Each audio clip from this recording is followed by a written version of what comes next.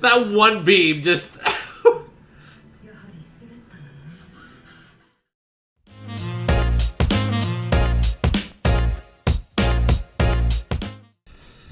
Hey guys, and welcome to episode 22 of Witch from Mercury. We're getting close to the end, guys. Wow. We are right here entering the climax. We've got 3 episodes to go, including this one. So, yeah, we're getting so close to the end. Where we last left off is Prospera messed up the entire Space Assembly League. Wrecked house. She's got complete control over the aerial, which in turn has complete control over Quiet Zero, which has complete control of everything in its vicinity.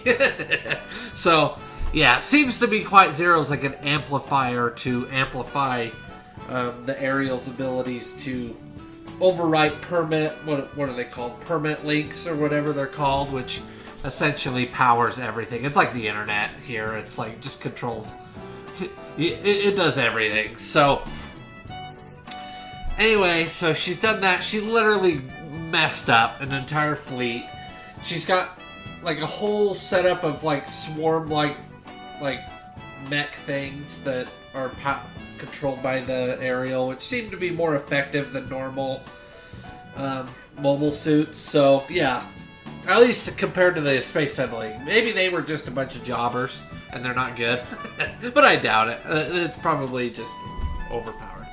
But anyway, so she's on a complete quest for complete world galaxy domination, right? To create her perfect world for Eri, which, yeah. It seems like Suletta seems to believe that Eri is just doing this to satisfy Prospera. It's not her will, it's just Prospera out of her mind, which might be true. Definitely could be true, that. But, yeah, I still haven't forgiven Eri for how she how she broke the news to Suletta, but I guess it makes sense why she would do it. Basically do the same thing Miorine was doing by breaking up with her to protect her, but yeah. But anyway, right now Suletta has agreed. She's forged alliances, and she is planning on taking control of that mech. I can't remember the name of it, but the one that the Gentaric group was creating, Gundam that they were making. But I guess it's pretty advanced, but doesn't have hardly any safety features at all, so... And now she no longer has Eri protecting her, so now she's going to actually feel the burn when she uses it. So, yeah, I don't know. I've got, like, Suletta surviving the end of this series at, like, 60% now. Like, I was... All up until now, I was, like, at a 90 plus. And then these last couple episodes, I'm like, no, we took a big nosedive. We're looking at... Things have just gone to shit so badly, man. The only way that Suletta's going to survive this is if Miorine pulls something. If Miorine figures something out. She's the only one that can do it. I don't know why, but Miorine's going to figure something out if Suletta's going to survive. But yeah. Other than that, let's go ahead and get started on this episode, and yeah, we'll see how it goes. Okay, starting in 3, 2, 1, let's go.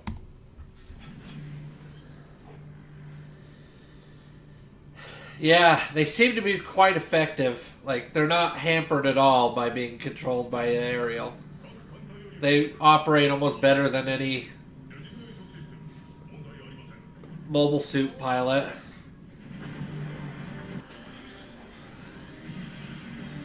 Yeah, they operate just exactly like the gun bits did for the aerial. They're essentially extensions of that.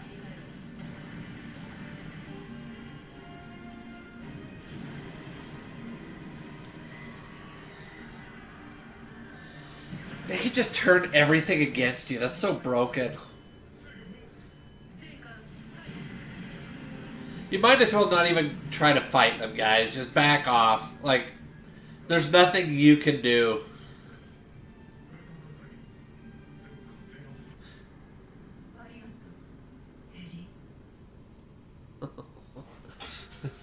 I'm sorry, Ari, you're a pushover. If you're actually a good person who doesn't like this, you're a pushover. You're letting your mommy tell you what to do.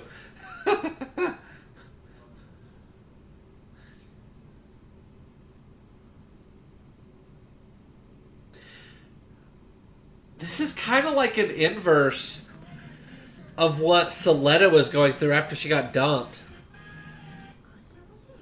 If you think about it, isn't it essentially like the same thing? Like just how Miorine's acting?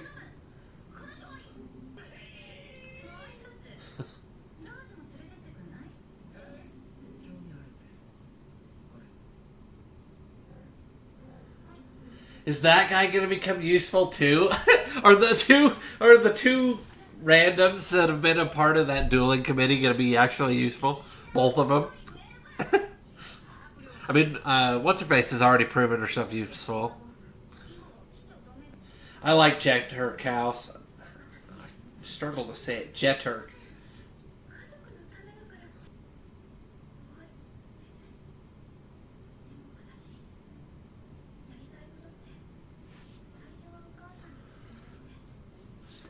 Even the things on her wish list were her mom's things. Really? I didn't realize that was her mom's stuff too. But good. Good on her that she's finally, kind of like what I was saying earlier in the past episodes or so, she's finally finding her own motivation, her own reason for doing things. Her own code of ethics.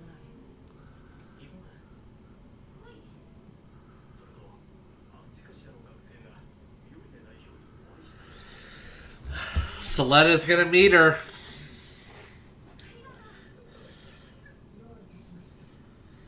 How is that gonna go?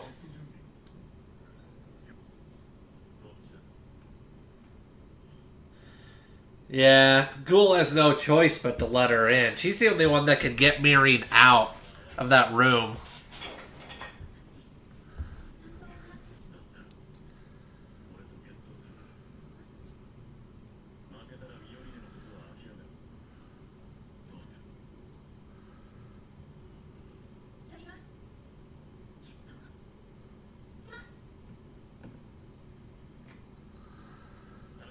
Yeah, I was about to say, what's she gonna duel with? Okay. This is the first time we've seen a duel that's not mech piloting.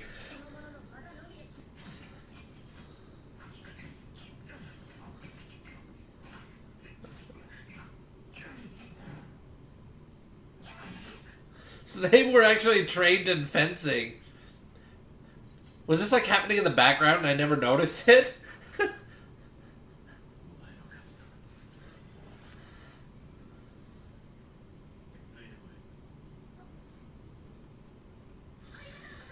Well, she's now the holder. He's no longer...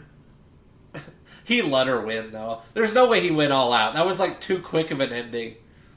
He just knows that they need to be together. Like, Miorine needs her, and she needs Miorine.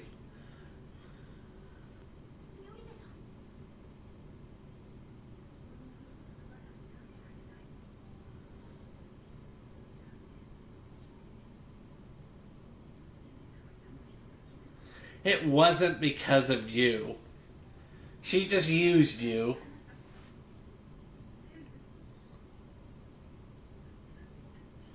Yeah.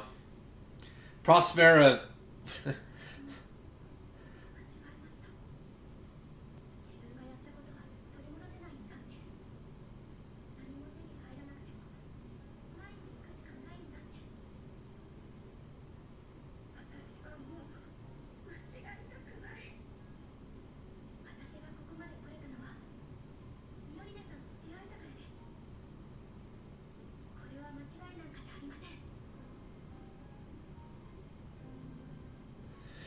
Yeah.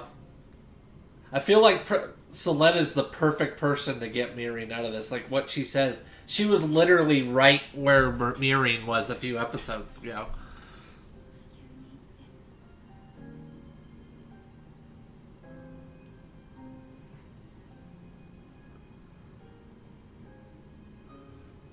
Yeah, she looks like a mess.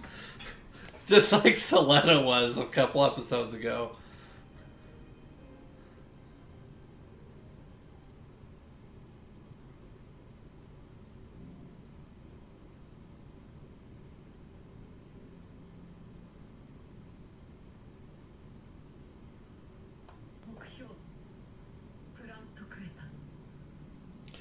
So she's going back to Plant Queta. Is it to mess with Delling? Is she trying to finish Delling off? That's the only thing I could think of. She has everything she needs. He woke up. So we're finally going to get more from him. And, like, we're going to get some definite answers from him. Like, why was he building Quiet Zero?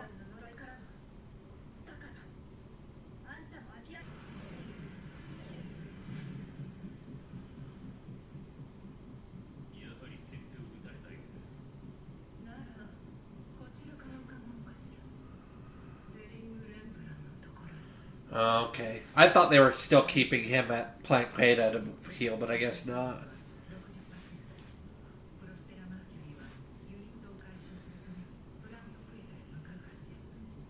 So there's something else they need. I thought Quiet Zero is all they needed.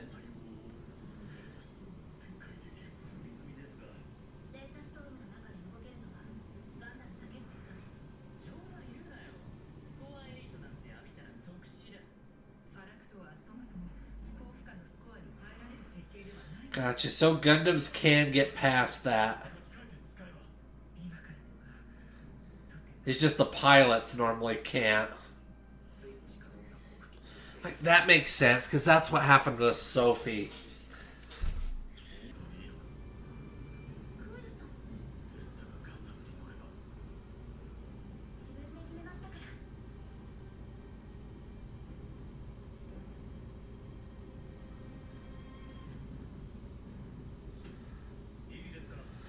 Yeah, I don't know. I think... Yeah, I just don't know how this is gonna... well, they're gonna find a way by the end of the show, I feel like.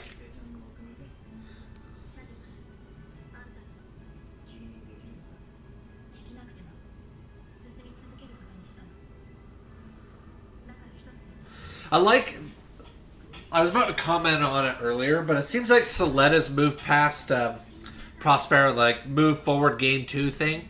Now it's just move forward even if there's nothing to gain. I like this.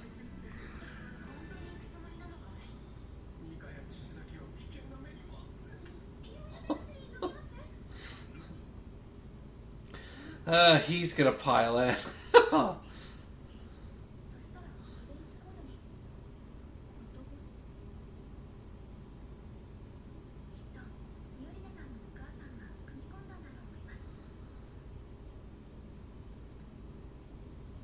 Her mom genetically altered tomatoes to send that message to her. Whoa, that's so wild.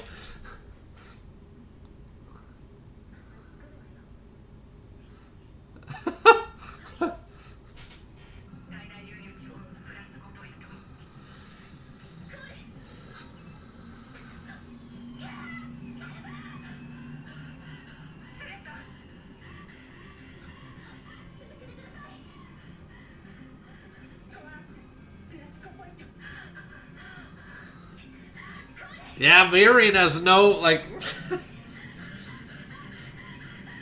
I thought Miorine would put up more of a fight on this, letting her do this, but no. I mean, I get it. She's letting her do what she wants to do, but still, Jesus. Can't be easy.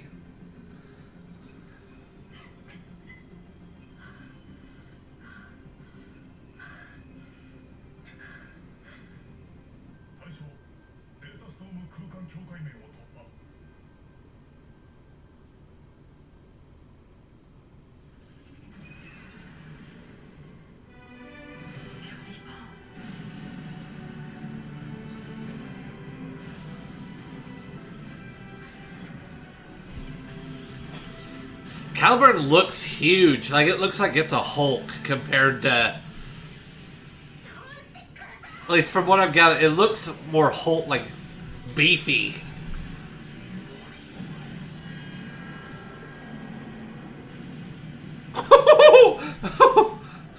That one beam just...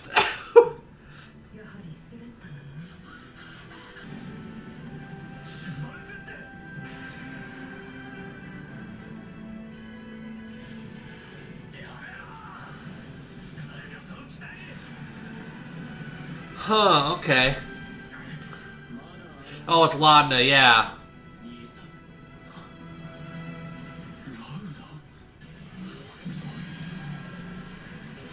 Don't tell me Guel's gonna have to kill his brother. Come on, no way. Don't.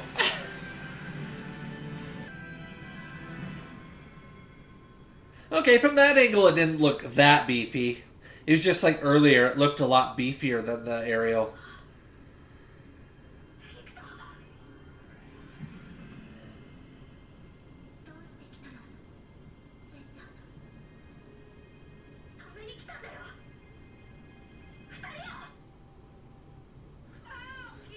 Oh, the real, like, Ariel came out. They're gonna fight head on. Ooh, Suletta versus the Ariel. Okay, so that was episode 22 of Witch from Mercury. Yeah, we're entering the final boss fight now. Good stuff. We got Suletta and Miorine showing incredible... Those two characters have had an incredible amount of character growth throughout this series. Suletta, it was more here towards the end, the second half of the show. Miorine, like, we've seen consistent character growth from the very beginning to now. She's gone through all sorts of phases. I really respect what they've done with both of those characters. Great stuff. Guel has had an insane amount of character growth to those are our three main cast, really. Honestly, more Suletta and Miorine, but I would like to throw Guel in there as well. He's had a great story arc. I've loved this show and its character writing a lot. Now, there are some characters I do not like. Like, I have not forgiven Shaddiq. I get his intentions, I get his goals and his aims, but so was every evil person in history had some lofty goals and, you know, bright, shiny rainbows at the end of their massacres planned, you know, but... So I haven't forgiven Shaddiq. He's just responsible for too much senseless death. Whether it was intentional or unintentional, it still happened because of his actions, so... But he was still a very interesting character. I love what they've done with him. They made him very unique. Elin, the multiple Elins, especially this final Elin.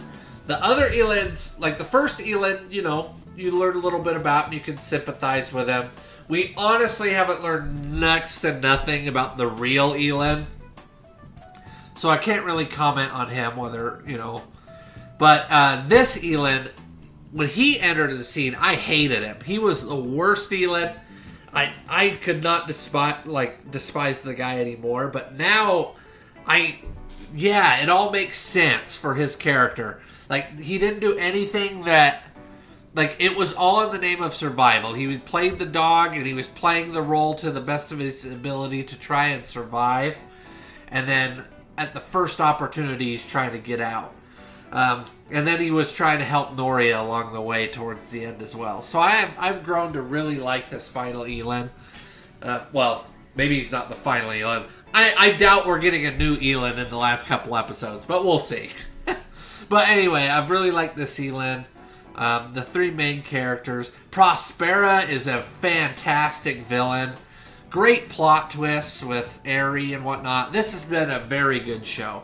I really enjoy it. So, yeah, we're in the end game now. We've got 2 more episodes, and yeah, I'm feeling pretty sad about it already, honestly. So, I just hope that Suletta and Miorine and Guel, at least those 3.